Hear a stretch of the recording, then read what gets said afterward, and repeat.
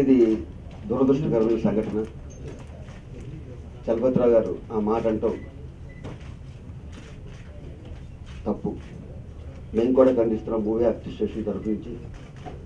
ఆయన కూడా నాతో మాట్లాడటం జరిగింది, నాతో నరేష్ గారితో. చాలా బాధపడ్డారు. నేను చేసిన తప్పే, ఇలా ఛానల్స్కి వెళ్ళిపోవడం నేను తప్పు అని చెప్పాను.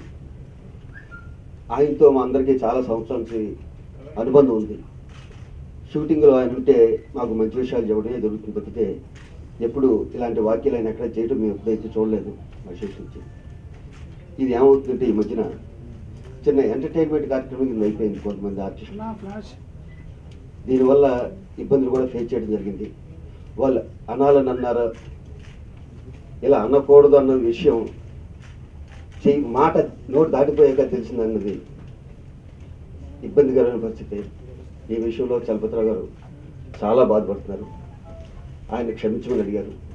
మేము కూడా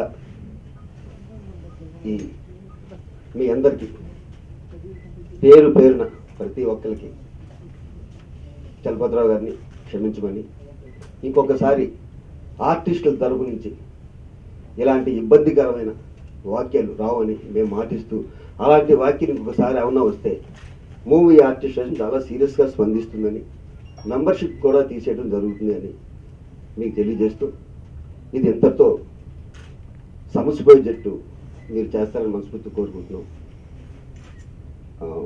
అయితే చాలా పాపం ఆయన లాస్ట్ 50 ఏళ్ళ నుంచి తండ్రిగా, తాతగా, అన్నయ్యగా, బాబాయ్గా మనందరికీ సుపరిచితమైన వ్యక్తి. ఆయన లొకేషన్ ఉంటే చాలా జాలీగాను, చాలా హోప్ఫుల్గానే ఉంటుంది, ఒక అండగా ఉంటుంది.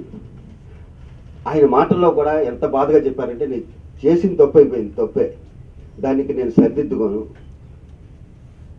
క్షమించి వదిలేయమన్నట్టే ప్రాధాయపడ్డారు. క్షమించి మీరు వదిలేస్తారని ఇండస్ట్రీ తరఫున మేము చెప్తూ, ఇలాంటిది పొరపాటు ఇంకొకసారి జరగదని కూడా మేము మాటిస్తాం.